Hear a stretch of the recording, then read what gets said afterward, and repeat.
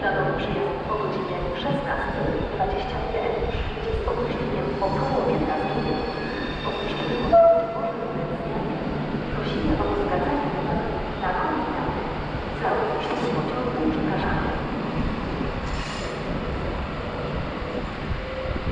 Pociąg S4 ze stacji Zabrze Południowej do stacji Piaseczną przez stację Warszawa-Rakowiec.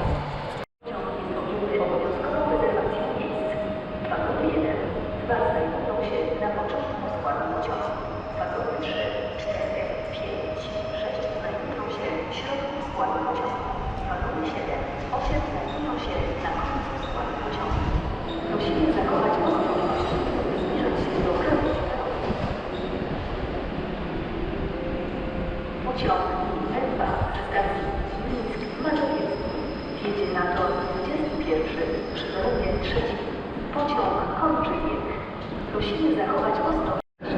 Przyjedzie z opóźnieniem około 15 minut. Opóźnienie pociągu może ulec zmianie. Prosimy o zgadzanie uwagi na komunikaty. Za opóźnienie pociągu przepraszamy.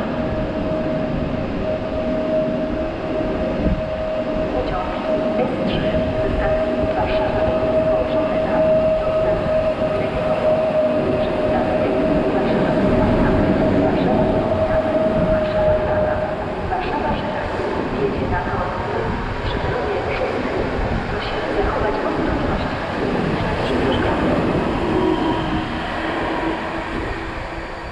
Pociąg planowy przyjazd o godzinie 16:12 wjedzie na tor przy peronie 10. Pociąg jest objęty rezerwacją. Wagony 8 znajdują się na początku składu pociągu. Wagony 6, 5, 4, 3 znajdują się w środku składu pociągu. Wagony 2 znajdują się na końcu składu pociągu. 5, 4, 3 znajdują się w środku składu pociągu. Wagony 2 znajdują się na końcu składu pociągu. Zabudowanie pociągu godzinie 16:40.